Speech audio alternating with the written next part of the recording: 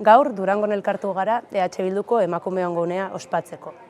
Eta goiza probestu nahi izan dugu beste gauza batzuen artean indarkeria matxistei aurre egiteko protokoloen inguruan aritzeko. Indarkeria matxista lehen mailako arazoa da. Gure jendartean bi emakumetatik batek indarkeria matxista pairatu du bere bizitzan zehar. Gazteen artean, sareetan ematen den indarkeria gora doa etengabe. Eta urrutira joan gabe duela aste batzuk Euskal Herrian Zarautzen beste emakume bat eraila izan zen. Eta honek berriz ere mahai gainean jartzen du urgentzia dagoela arazo honi heltzeko. Eta hau guztion ardura da, bakoitza bere arlotik. Guk gaur protokoloen gaiari heldu nahi izan diogu.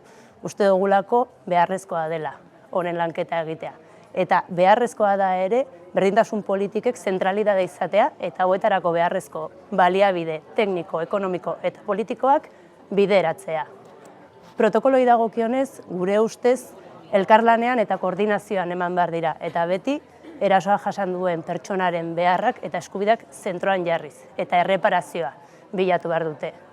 Noski, guretzako indarkeria matxistari aurre egiteko borroka integrala behar du izan, eta horrek eskatzen du bai ala bai, hezkuntzan eta prebentzioan askoz gehiago egitea, eta horretarako ere beharrezko baliabideak esleitzea.